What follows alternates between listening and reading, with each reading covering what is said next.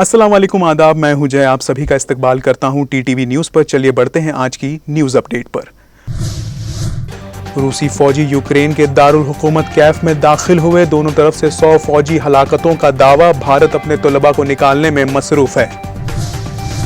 Ukraine में मौत का मंजर। पाकिस्तान के वजीर आजम इमरान खान मॉस्को पहुंचकर खुश और कहा, वाकया वक्त है जब मैं पहुंचा हूं। अमेरिका ने इमरान को नसीहत दी। रूस यूक्रेन के बीच हमला होते ही 4 घंटे में 3 लाख करोड़ साफ। इलॉन मस्क को 1.03 लाख का नुकसान। अंबानी के एहसासों में 22,000 करोड़ का नुकसान। हमले के 8 घंटे बाद नाटो एक्टिव। रूस से कहा, तुमने मोहब्बत की जुबान नहीं समझी, अब आपको नताइज का सामना करना पड़ेगा। कई ममालिक ने पुतिन के खिलाफ एहतजाज किया।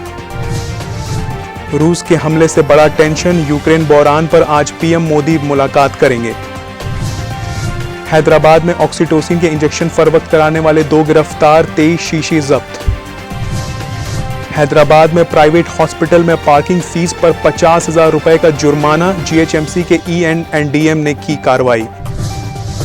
शादी मुबारक और कल्याण लक्ष्मी स्कीमों की रकमों में इजाफा होने के इम्कान। बजट को 1,01,116 से बढ़ाकर 1,25,000 किया जा सकता है।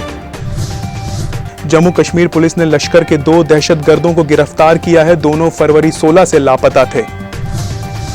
सोना 52,000 और चांदी 68,000 के करीब पहुंच गई। सोना 2 से 3 महीने में 56,000 तक जा सकता है। न्यूज़ अपडेट में आज बस इतना ही। मुझे दीजिए इजाजत। अल्लाह हाफिज।